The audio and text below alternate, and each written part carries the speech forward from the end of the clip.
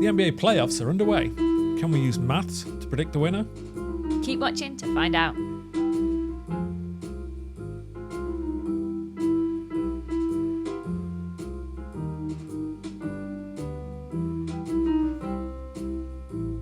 Welcome back to the Corridor of Uncertainty, a podcast about maths and sport. My name's Rich. And I'm Jess. And we're both mathematicians at the University of York. And I try to use maths to justify my bad sports takes, and Jess does detailed analysis. What sports are we going to look at today then, Jess? Well, as you say, NBA playoffs are happening right now. I love this time of year. You've got baseball, you've got basketball. Life is good. And Leeds are going to not get relegated. Touch wood. Anyway, but one of my favourite sports, and I know your favourite sport as well, is basketball. So I thought, taking inspiration from you, let's try and predict who's going to win the whole thing. Yeah. So if you watch the previous video on basketball, which we'll link in the comments, you can see that basketball is maybe not my most favourite sport, but it is a popular sport and it generates a great amount of numbers. So let's find out some more. Good. And what I think is good is as well, again, to link to a previous video, we've just been talking about predicting the Premier League and sort of methods that you could use to do that. And so this is the method I'll use. I think you could have used to predict the Premier League. Maybe we'll talk about if you could have used your method in this context and that would have worked. But I think that there's a kind of, nice symmetry to kind of think about it in a different sport and see kind of, same similarities and differences. Yeah. So hopefully I can appeal to your mathematical passions, if not your sporting ones. Well, as I said earlier, basketball produces great data. I think this could be the episode we change your mind, where you love the basketball. But like I say, and it's not your favourite sport, so I think I might have to do a bit of explaining about how things work. Yep. So we're trying to predict who is going to win the final trophy, the NBA Finals. We're in America, so once again, there's a playoff structure. There's a postseason. So what happens is the teams play 82 games.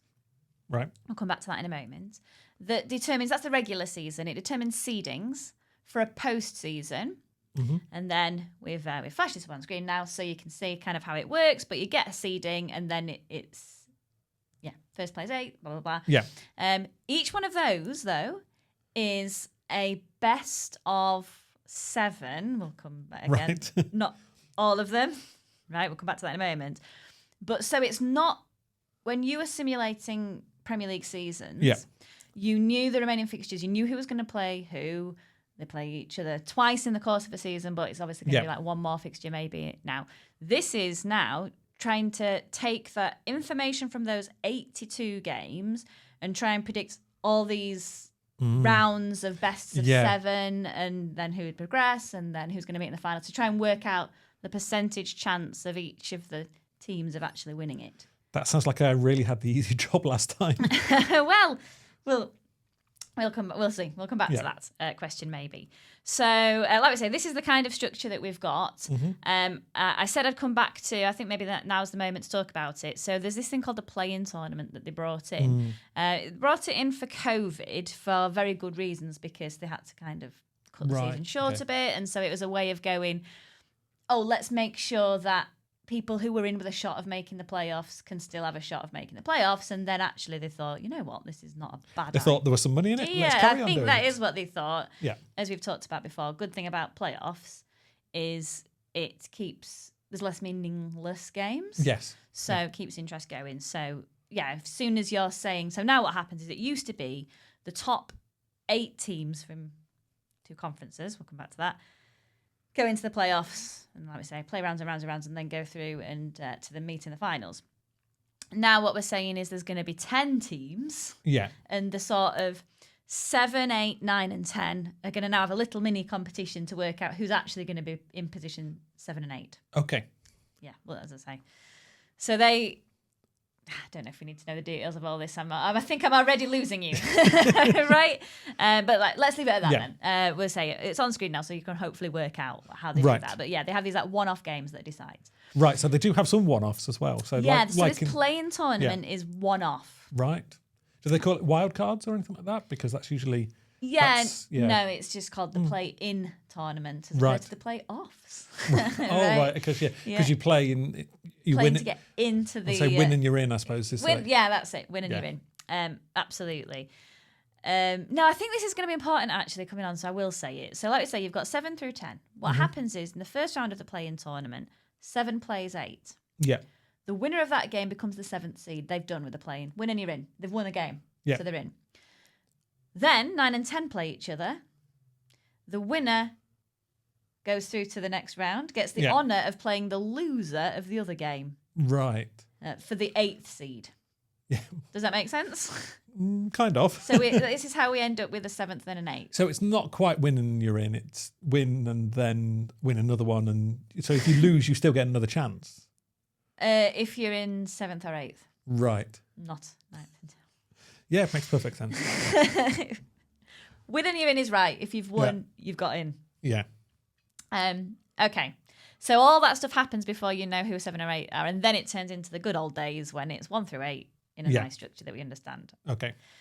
I think I'm going to keep on saying this, and I think I know what your answer's going to be. I'm going to keep on saying, are you happy with that? And you're going to be like, not the sport, but yes, I understand.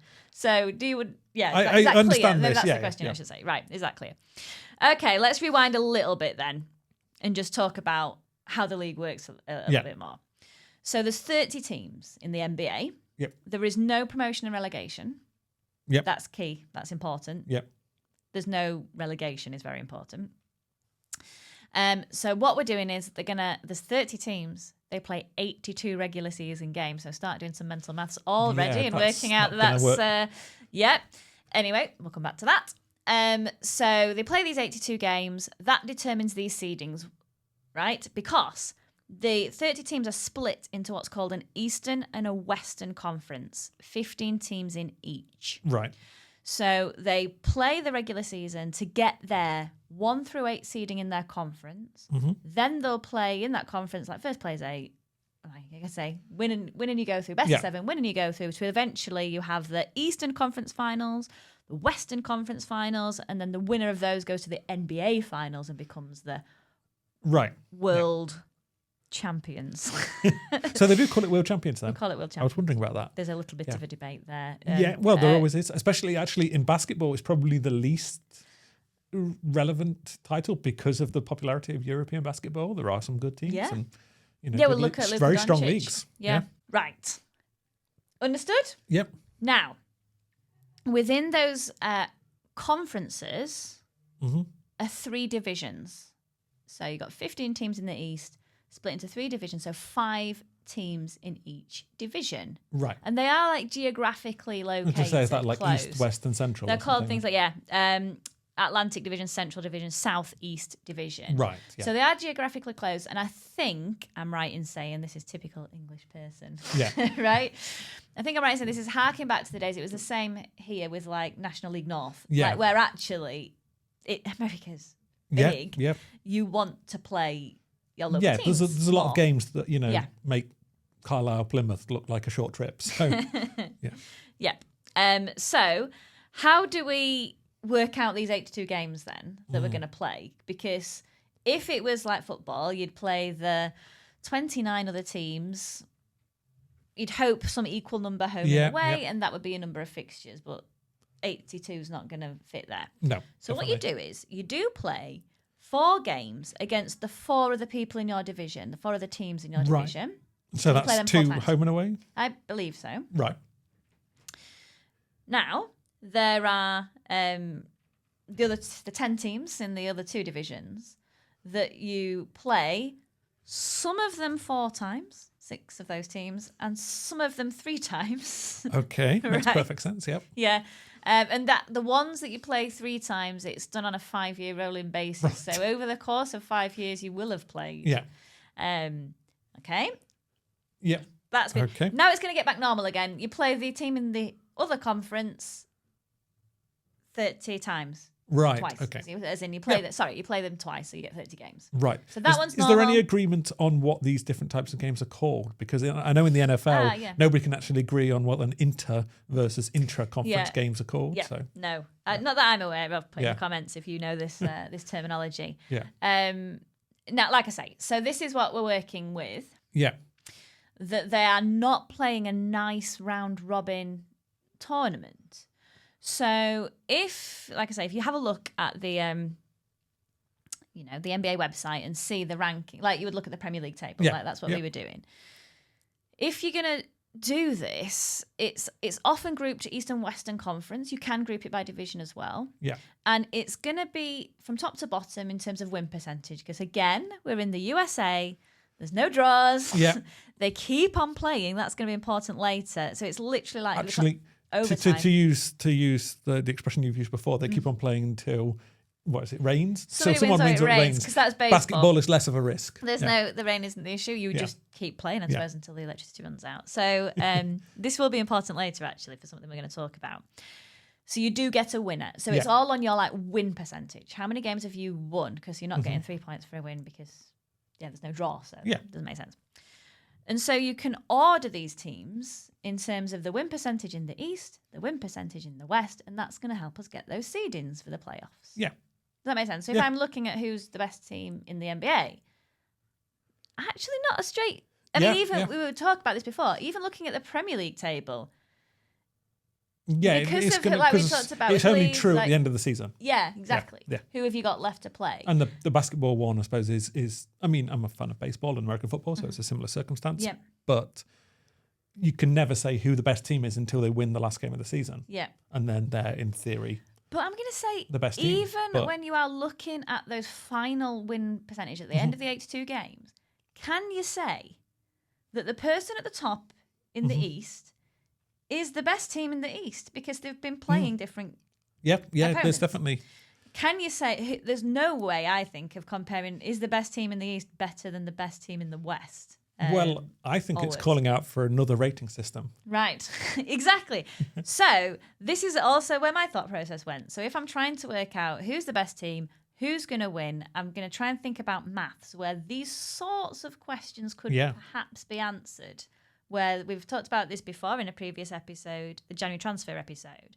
There's this quote from mathematicians, I suppose, that the league table does lie. Yeah. And so a good way, an alternative way of thinking about who the best team is something called Elo Ratings, named after a person called Elo. Yeah. Yep. So that's what we're going to look at today. I'm going to try and use these Elo Ratings to determine who the best team is. That was my first question. Then we'll see how we can go a bit further with it once you've got that information. So the too long didn't read version of Elo Ratings, and this is perhaps I will go into the equations and the maths, but really this is the bit that you need to know. The idea is that, like we've said, looking at the league table, maybe it does lie. Maybe it doesn't represent who the best team is because, if you're in like a weak division and you've played the teams in your division a lot, that will boost up your win percentage. Yeah.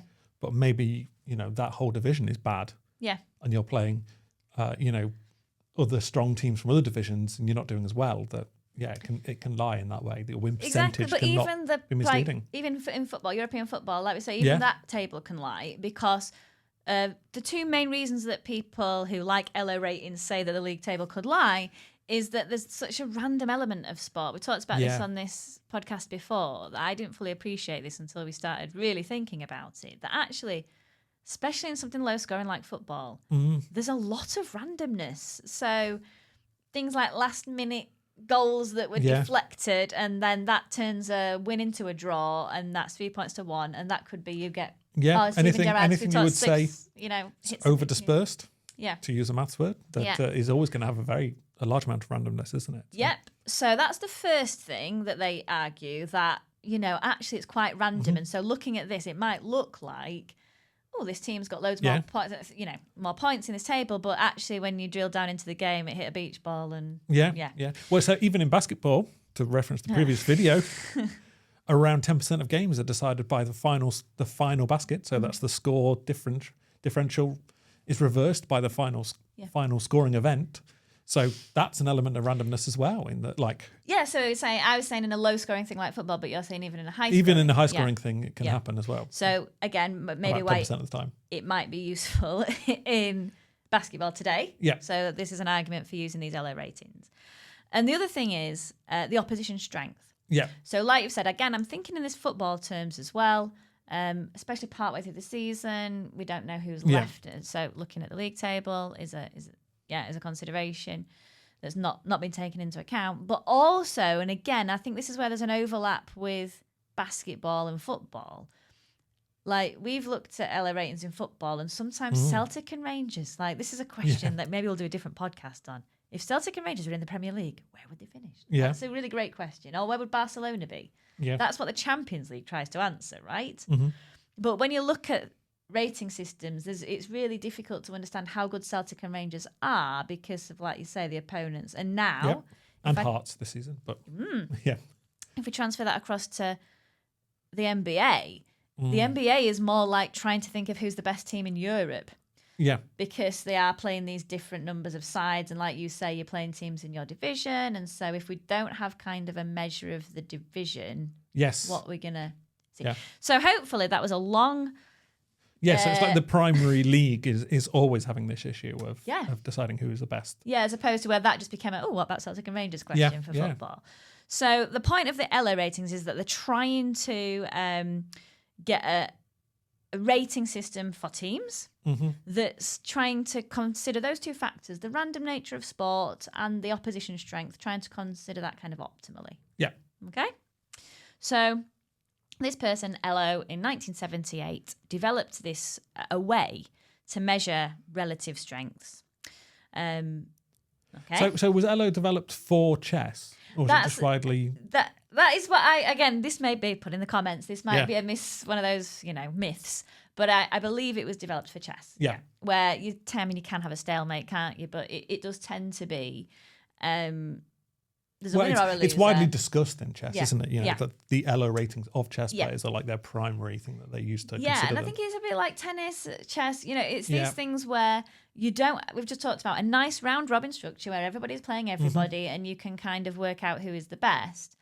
You don't have that in chess and tennis.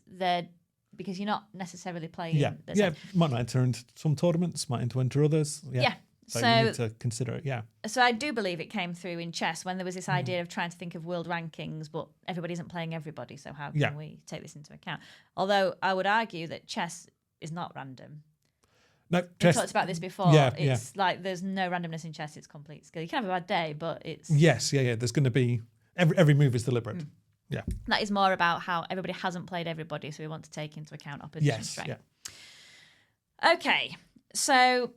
Elo developed this rating system, started off being used in, like we say, things like chess, let's say, and then has been widely adopted in other sports, including football. And we're going to look at, I would say more commonly in football than basketball. Maybe we'll talk about why not in basketball, because I think I'll be interested to find out. I've had some thoughts about why I don't. We'll come back to that, I think. We'll have a discussion of it. But anyway, has been used. So the idea is we're going to come up with a ranking system for a particular team. The bigger the better. And it's going to evolve through time and it's kind of going to get updated based on the results. Yeah. But here's where the genius of the Elo rating comes in. We want to account for that opposition strength. Right, okay. Yeah? So if I've got two chess players, let's say, and they play each other, then I get information then, this chess player is better than that chess player. So I can use that moving forward. I need to improve their... Elo rating for this. Now I've seen this result. However, the point of the Elo rating is, did we expect this person to win? Right. So it's not like 3 points for a win. It's like, this was actually you should have won this one. Yeah. So I'm not going to give you 3 points. I'm just going to give you. So West Ham don't get 3 points for beating Wolves. So. Yeah. Or Man City. Yeah. Man City beating Wolves. Yeah. Will be. So it shouldn't change their Elo rating because we've sort of already. Expected that to happen. So here's the equation that shows, once you've got an Elo rating, how you would update that. So we look at the Y is the result of that chess match, right? So it's a 1 if they won, if the person won, or it's a 0 if they lost. Okay. And then we're going to look at the difference between that and their probability of winning. Right. So obviously, if you got the win, 1, but it's a shock result, you'd get like a boost, a bigger boost. You had a low probability of winning, so like 20%. So you'd have 0.2, but you'd get that 1 from the win. Yes, it's a difference between what actually happened and what we thought would happen. That makes the sense. bigger the difference between those two things, the more we're going to change your... So that if Man City lose to Wolves, you're not as good as we thought. We need to bring you down a little bit, right? Yes, that makes sense.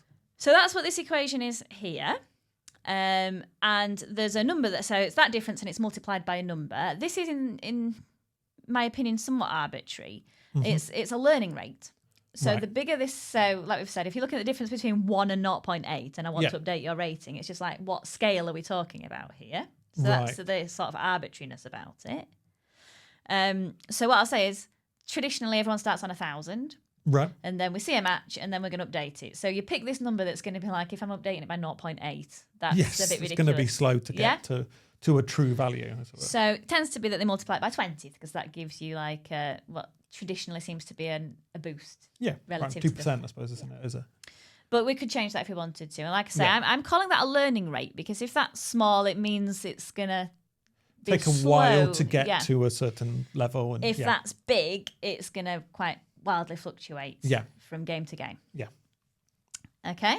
Mm-hmm. So we've talked about there, if you've got a game like chess where basically there's no draw, it's win or loss. And actually, we'll come back to this in a moment. As we've said, NBA basketball, you keep playing until somebody wins. So you'd still get a 1 and a 0 basketball. But if you were doing football, there's a draw there. Yeah. So if you're doing Elo ratings for football teams, you have again, the tradition is to have a 0.5 there, because that would be a 50-50, right? And then, like we say, so that's what would go in that place. The difference. So that makes sense. That if the draw was the expected result, probability was 0.5. Yeah. No need to change the ratings. Everybody was right. These two teams are correctly rated. Yeah. Now, we've talked about this already, and I'm just gonna. This is a bit of a COU special. I don't think anyone's done this before. Right. So I just thought, well, we've talked about this already. Your buzzer beater, things not being right. We've said you keep on playing until somebody wins. So I thought, what about if we give people 1 point for a win? Right. 0.9 if you win in overtime. Right? 0.8 if you have to go, because I say they keep on playing if it goes to 2 lots of overtime, and so on. 0.7 if it goes to 3 lots. Yeah, because the longer it goes, the more random the outcome could be. More close these two teams were. So I don't want to give. This is, like I said, this is just a Jess twist. Again, put in the comments if you think this is ridiculous. I think this is. But I thought we're throwing away information. If they went to overtime, it means it was close. Yeah. So I coded it in. It's not made a massive difference. There was only in the NBA season that we've just seen, there was only a few games that went to 2 lots of overtime. Yeah, we didn't it's get very any 3 rare, lots. isn't it? I think I had a look to see in history if there'd ever been any. What's the most that they've ever been? I think there's like 4 or 5 happened maybe once or so. Yeah. But it's normally 1, 2, 3 is super rare. Yeah. As I say, didn't see it last season. Does that make sense? Yeah, that makes sense. I think that's a good idea. Right. So we know everyone's going to start on 1,000. Mm-hmm. We now know how we're going to update that score of 1,000 based on what we see. And then, as I say, you keep on going. So then I'd end up with, we play a game, I win, I go up over 1,000. You're going to go a bit lower than 1,000 now. And then... You'd definitely be beating basketball. As That's I say, true. We keep on going. But there's a big question here. Mm-hmm. Where do you get that probability of a win from? Yeah. How do you calculate that? Now, this is a lovely equation. Okay, so I've sort of broken my own corridor of uncertainty rule here and put a few equations up on the screen. Now, what this does is it's actually to get that probability, what it wants to do is look at the difference between the ratings of the two teams. Yeah. So what basically we want is some function of that difference where I plug in the difference between us and it's going to spit out the probability that I win. Yeah. Okay? So input has to be difference between our Elo ratings. Yep. And then output's going to be a probability. So a number between 0 and 1 or not and 100%. Again, we've seen in previous episodes of this podcast, any of the curling ones, you show us functions that we could use to stick any number in and you get something between 0 and 1. It's the one that springs to mind when you think of something like this, isn't it? So that's all. This looks scary, but all it's saying is the 1 over 1 plus something to a power is just squashing those differences between the values of 0 and 1. That's just a way of doing it. There's other functions you could do, but it gives us this particular shape that we'll see in a moment. Yep. But as you can spot, the floating in that power of 10 in this case is the difference between the two teams' ratings. Yeah. Right. There's also another one of these somewhat arbitrary numbers floating around there that's 400. That is controlling sensitivity. Right. So I've put some worked examples here because I thought that this could be the easiest way to do it, right? So I'm picking Oklahoma City Thunder and Detroit, who are Pistons. Pistons, yeah. So these are the two teams that have got the highest records in the Eastern Conference and the Western Conference, right, this season. So you would imagine, looking at the league tables, these are the two strongest teams. So we would expect these two to meet in the finals. Right. So as I say, we'll see later on. Let's say I've calculated their Elo ratings for the whole of the last season, this current season. And OKC, Oklahoma City Thunder, end up with 1,200. So they've got above their 1,000 starting value. And Detroit, on the other side, end up with 1,150. So also improving on the base. So they've and they are the champions of the conference. Yeah.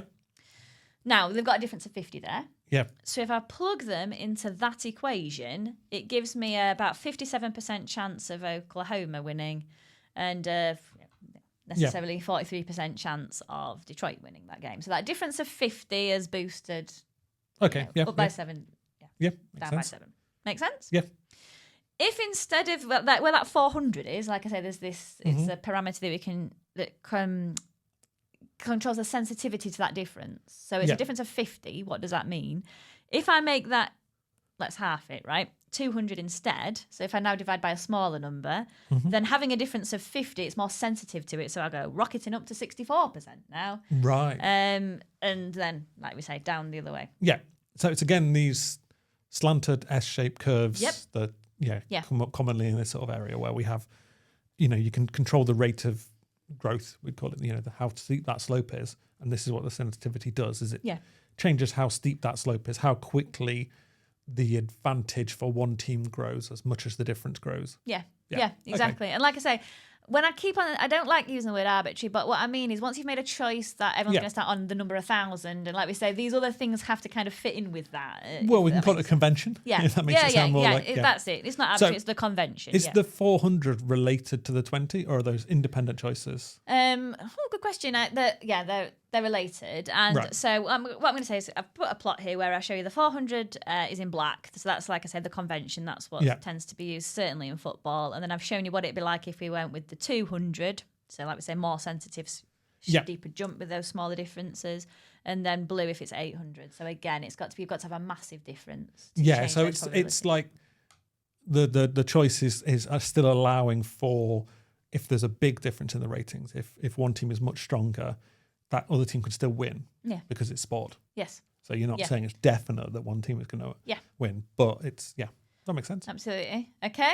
So as I say, I think this is beautiful because it looks like a super scary formula, but actually when you think about it, it's just a way of taking that difference, making it go between 0 and 1, and then we've got these numbers in there that give us some control over, what we want to, like you say, how we want things to impact things. Right.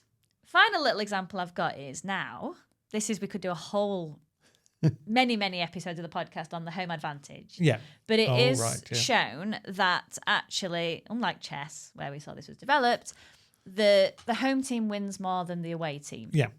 So we need to plug that in as well. It's not just Oklahoma versus Detroit. One of those teams would be playing at home. Yeah. So we need to give them a little boost.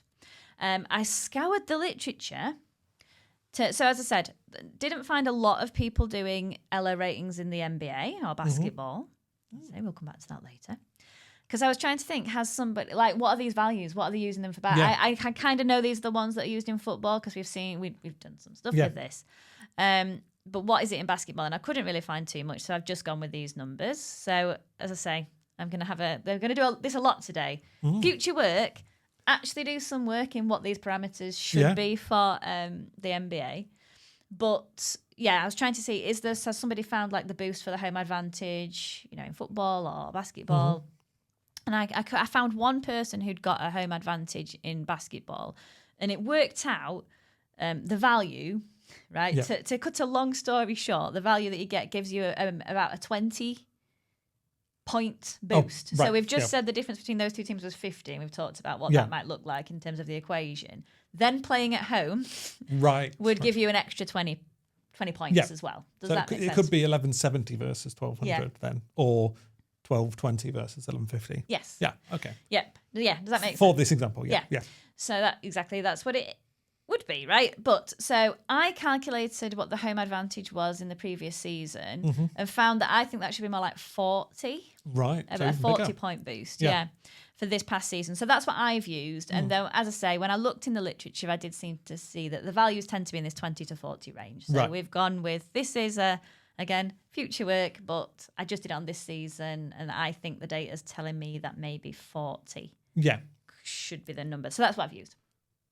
So actually, and this will be important later, the difference between these two teams in this case is actually 50. So a bit more than just them playing what you would get by just playing them at home. If that makes sense. Yeah. But it was going to be a close game when it's at Detroit. Yes. Well. Okay.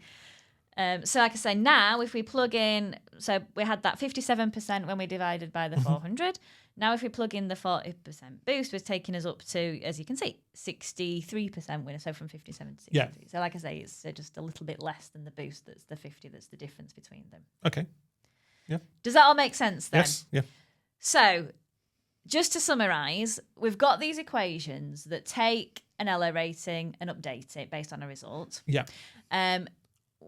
In order to do that, we want to take into account, is this what we expected to see? We've actually got a way of using these ratings to work out what did we expect to see that we can, plug in and calculate. So don't worry too much if you're getting lost in these scary looking equations. That's all you need that's it done now, right? Yeah. All you need to know is that we've got a way of rating the teams.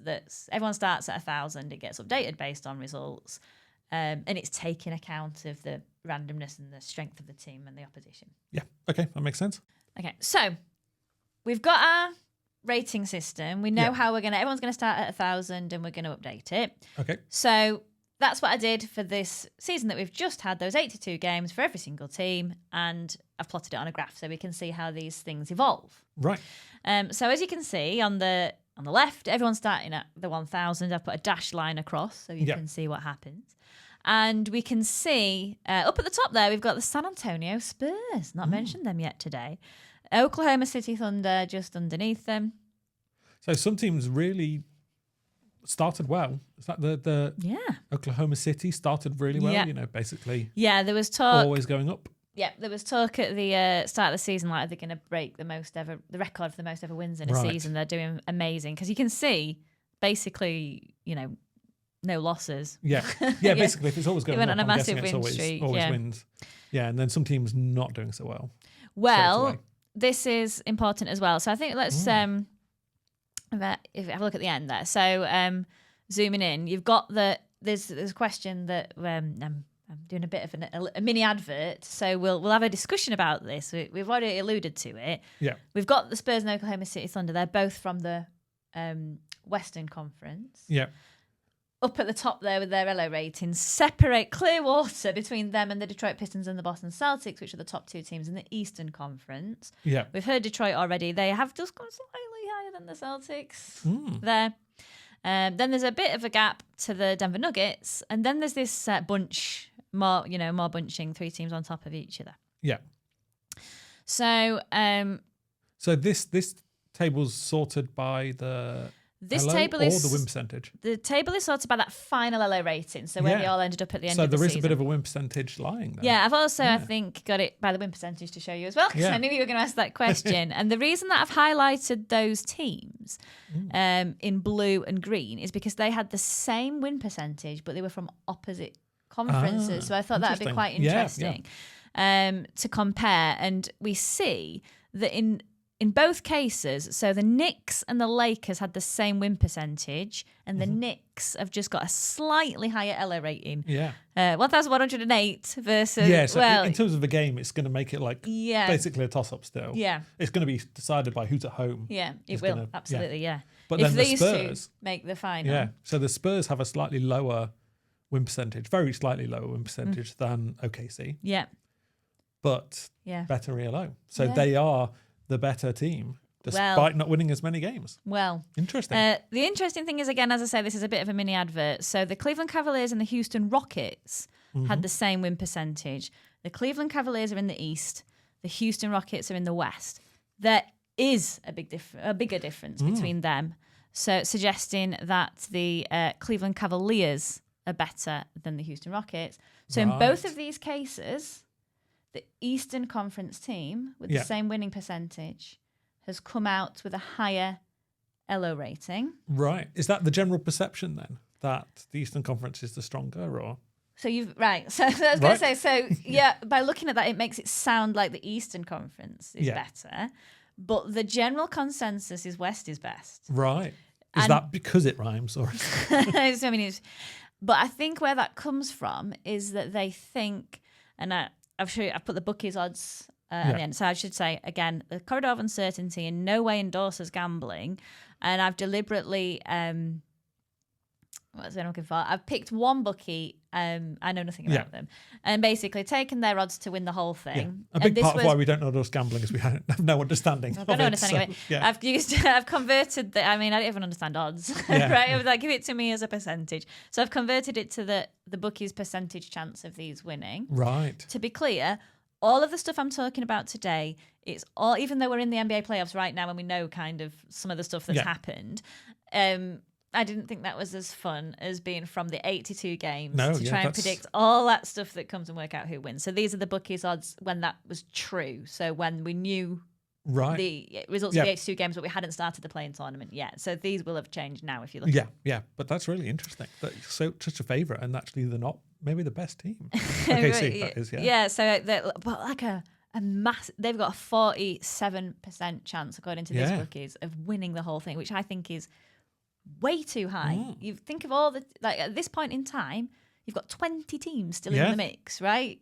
And so much randomness still to be involved. So much random. I mean, like I say, the fact that it is a best of 7 and that you've got these seedings based on your 82 games, I think does take away some of the randomness. But still, to have it that high, I think that's really high. But anyway, when we say West is best, I think you're a really good tester because you've got no preconceptions about these teams and who you think should be winning or who should be high. Whereas I looked at that when the Spurs were at the top, I was surprised. Not completely surprised because you'll see in a moment. I mean, I know the Spurs are probably on the eastern side of the country, but I don't know if they're actually in the Eastern Conference. No, they're in the Western Conference. Right. The Spurs. Okay. Yeah, they're in the Western Conference. They're San Antonio, Texas. So using the definition of the places, they're on the but anyway, so we shall see. So I think the general consensus, if you look there, they've got the Denver Nuggets coming in at a 10% chance for the bookies of winning. The Denver Nuggets are in the West. And look at the Detroit Pistons. Yeah, so the bookies have got them. Oh, wow, yeah. Even though they've won the Eastern Conference regular season. And so I think when the consensus that West is best, I think people say that in terms of there are more championship contenders. Yeah. Like you can, they call it the stacked Western Conference, that there's more teams in there that you could make a case for winning the whole thing. Whereas look at the bookies' odds. General consensus is you've got the Celtics there with the 15%. Then they had those Cleveland Cavaliers with a 7% chance and so on. The thing I always say, though, is the bookies are not just trying to predict the winners. They're also trying to inspire people to gamble on these things or reflecting movement of money on these things. Yeah. So, they'll always give some better chances to teams that are bigger names because they're going to get more attention for it and things like that. So. I was really surprised at this because I thought when I've just said that to you, there's more title contenders in the West. Yeah. I thought that like I said, the Boston Celtics have got the second best record in the East. Right. Yeah. I'm a bit of a Boston Celtics fan, so I might have Larry. Yeah. I might have some biases. Like I say, you're my good tester person, the scientist. Yeah. I think there's not, as you can see from these bookies, more title contenders though makes it harder to get through their conference playoffs. In theory, exactly. So introduces more randomness to that conference playoffs. If there's more contenders, so you would think that the teams in the West would have a lower chance of winning the whole thing because they've had to come through. Because they're top going to have to play better teams. And yet they're saying OKC nearly like 50%. They might as well not play. This is very high. I mean, anyway. Okay. So now I've got the Elo ratings. Mm-hmm. Well, I was inspired by you, Rich.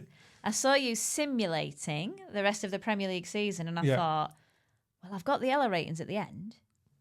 I can work out. I've got the kind of wins, bracket. I know everybody's seeding. I can simulate. Okay, so basically, what that means is when we were saying the probability that a team wins, like we saw Oklahoma, Detroit, just use those from the. I could flip a coin that had those probabilities and go, oh, Oklahoma won that game, and kind of and simulate an artificial NBA postseason, bracket, Does that make sense? Yeah. Sounds like a lot of work with all the branching. Yes. Inspired by you, of course, I had to do it 10,000 times. So what have I done? I've done there's been 10,000 parallel universes where I have simulated these games. Yeah. So it's essentially, like we say, once you've got the Elo ratings, you can get a probability, flip a coin, say, oh, this team won. Yeah. Then, like I've said, it's all right in the play-in tournament when they play each other once, which I did do. I could have made my life easier and gone, let's wait and see who finishes. Finish the play-in. Who does the play? But like I say, I wanted it to be, I'm using the 82 and I'm trying to predict who wins. So I didn't do that. And I did it all. I actually did it all before I knew who it was, so that I had no biases, right? Yep, like I say, right. Put those probabilities in, and like I say, and then go, right, now let's put these into these best games of 7. So flip the coin. Oh, they win. Update Elo ratings. They play again. Oof. Oh, they win. Update Elo ratings. They play again. They have to, they're best of 7. So you keep playing until somebody gets 4 wins. So do that as in. This just sounds like a nightmare of programming, but it was just doing the Elo ratings. It was a bit of a test for Jess, right? So anyway, but we can, as I say, you don't need to worry about this. Yeah. The point is, I've done 10,000 parallel universes where I literally have played 7 games if it was needed to work out who the winner was, and then they advance and then they play, using their Elo ratings and so on to get, if you do it 10,000 times, count how many times Oklahoma wins and so on. Which should be 46%, 47%. Well, if that's what the bookies are saying. So I've got, unsurprisingly, because they had the highest Elo rating, the Spurs at the favourites, my favourites to win, about 24%. Not much over the Oklahoma City. Oklahoma City Thunder on 20 in second place. And then the Detroit Pistons and the Boston Celtics, very similar, both on 11%. Yeah. So it's kind of the same, but kind of different to the bookies in that I'm sort of... The ordering is the same, but yeah. Well, the ordering's not the same. No. Okay. But as in that my top 4 are the same-ish. Yeah. No, they're not actually. But anyway, yeah. You can see they've gone from Celtics being 15% in their sort of third place. Yeah. So it's interesting. Yeah, you've got Denver and Detroit kind of switched. Mm. Denver's bookies are 10%. You say about 5% of the time they win. Yeah. Detroit, vice versa. You say about 10%. Yeah. 11. And they say about 5. Interesting. So in some ways, now I'm being now I'm just being like you said at the start, I'm being the basketball fan going, can I change this a little bit to prove myself right? Okay, a little bit, right? Yeah. Because, right? Okay. I sort of agreed with the bookies that the Spurs and the Detroit Pistons are in the mix here. Yeah. But there's just this basketball feeling watching the games that they are not maybe as good as that win percentage might say. So I think me and the bookies are in agreement that the win percentage is misleading. The league table's lying. But I've tried to combat... You're also saying the ELO is lying if you say the Spurs are not. And so what do you where do you think I thought the problem might be? Well, probably in that tanking phase maybe is not tanking phase, but the phase late on in the season when you can see people resting teams clearly. So that gives you a point to cut off maybe. Yes. So basically what I'm going to say for this video is that I think though the Elo rating is taking account of the sort of strength of your opponent, if that is built on So one of the reasons I said to do it was this idea about sort of the interleague, like you were saying, right? Or like we were saying, can we compare Celtic with a Premier League team or Barcelona with a Premier League team? So it's kind of the Elo ratings are doing that. But I think our work with Elo ratings does suggest that maybe they don't do this. They have a go at the crossover, but maybe they're not successful. When you're not sampling something enough, you're not getting that. You don't have information about going across, and also if you have a lot of games against like Celtic and Rangers against kind of you're supposed to win them, so you're not going to get much of an increase, but still it adds up. 82 games, especially if you want to use the Celtic example, when they play 2 games in the old Champions League system, where you'll get a few games and maybe get knocked out, that isn't enough sampling of it to really rate SPL teams against European teams. So. Future work, another one we could do, is think about, in some way here, weighting, like we've just said, if you do play across the conference, weighting that to try and get this cross-pollination information in there. Mm-hmm. Does that make sense? Yeah.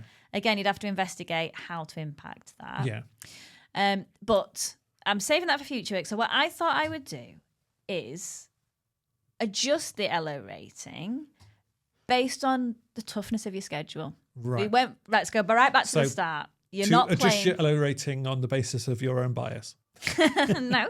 Right. So if you look at it, if we go right back and look at the regular season standings by division. Yeah. So all the way through here, we've really been just treating them as an Eastern Conference and a Western Conference. But remember, you're playing more games in your division, against your division. And so look what's going on in the Detroit Pistons, right? There's 5 teams in their little mini division, as in everybody else's. 3 of those have not made the play-in tournament. So 3 of them are in that 400, is that right? So, yeah. And actually, this season in particular, there has been a lot of controversy over what we've mentioned it earlier, tanking. Right. So this idea that there is actually an incentive in American sports to lose on purpose, because, as I say, we could do many episodes on this. Basically, they get to pick that it's about trying to even up the league. So if you've done really bad, there's a lovely sentiment behind it. This idea that if you're the worst team in the league, we let you, we're going to draft NBA players. It's like the school playground. We're going to let you pick first, these who you want on your team. And so if you think, looking at that, we have got a 1% of winning this league. Right? Yeah. We've got a really small chance of even making the play-in tournament. Yep. Your best chance of winning next year is to lose this year. Yeah. So literally, and it's been in the news a lot this year, because basically the 10 teams that knew they weren't going to make the play-in tournament, 5 from each conference, have basically lost on purpose. But the players never do, because think about it, you can't as a player. No, the players, because it's going to devalue damaging your brand, right? Because the players aren't the club. So yeah, exactly. Yeah. So the player, I'm not saying that any player ever loses on purpose, but you can only people in charge cannot recruit players. There's huge bodies of research on tanking, especially sort of economics research and things. I'm still not entirely convinced that it actually really works. I think it's more something that executives at clubs tell their ownership that we're being savvy. We're doing this thing because we know we can't win, so we're going to play smarter. Yeah, and we're going to do this tactic. Yeah, yeah, and coincidentally, it's going to save you money for a while.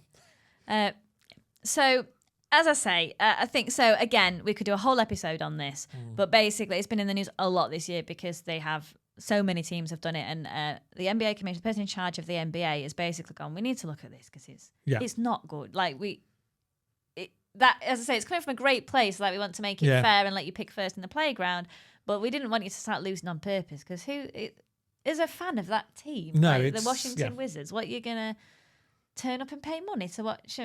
Anyway, so they're looking at measures they could do to kind of address this. And again, so it's obviously there's lots of debate on it. It's very controversial. But essentially, those 2 teams, the Detroit Pistons and the San Antonio Spurs, in their little division of 5 teams, 3 of them were doing this losing on purpose. So you've got 12 games against teams that are actually not trying to beat you. Yeah, definitely. So, and as I say, I just don't think the Elo rating adequately accounts for that. Yep. So basically what I did, I was trying to think, like, so I I know you're saying my biases, right? But come on, have I now let's convinced call it you? Domain knowledge. Right, yeah. You're using your domain knowledge of what basketball really looks like to say. That achievement of Detroit, now I've shown you that, you're like, maybe they're not as good as it It's a weak league, yeah. Yeah, same with San Antonio. So, as I say, for this video, I'm just going to say I adjusted it based on the strength. And we'll see. Maybe in another video, I'll go into a bit more detail on what I actually did. But I adjusted it. So you can see that in these columns now that are appearing. So it's Elo star percentage. And now it's kind of switched over, look. So Oklahoma City Thunder are now my 23%. Still only a slight advantage, though. So you can see my adjustment for the difficulty of their schedule has given Oklahoma City Thunder a 10% boost, and it's knocked 6 off San Antonio Spurs, which they're very, very close, but it put them closer to each other. And then, like we say, so they've swapped over places. The Detroit Pistons have now gone down a little bit. The Boston Celtics have gone up a little bit. Denver Nuggets gone up a little bit as well, but still not as much as the Buckets. The final column there is, I just, like you said, I just did it again because I think when I'm just showing you these numbers, it's 10,000 times, but like how much would this change if I did another 10,000 times? And you can see not very much, right? No. So it's like this is coming through as strong, these percentages. So that's it. So in answer to the question, who... By Elo Ratings, the San Antonio Spurs are going to win the NBA title. With my little bit of an adjustment, you can decide whether or not you think that was good maths or bad maths. Yeah. But I agree with the bookies that the Oklahoma City Thunder look like favourites, but not by as much as the bookies. Yeah. So you could say conventional wisdom of the Oklahoma City are the best team. Looking like the best team. Yeah. And they won it last year. Forgot to tell you that. And your rating also happens to give a boost to your favourite team of the Boston Celtics. I hadn't even noticed that yet. But again, if you look at the league that the Celtics play in, and it's historically, it's got there'd be more teams that you'd heard of, right? As the non-NBA fan in with the Celtics for lots of reasons, right? That makes sense. But yeah, there's traditionally stronger teams, so I think they always have this kind of difficult schedule. So once the finals are done, you can come back and tell us in the comments. Well, how wrong Jess is, or how correct Jess is. Yeah, and as I say, we'll see you next time.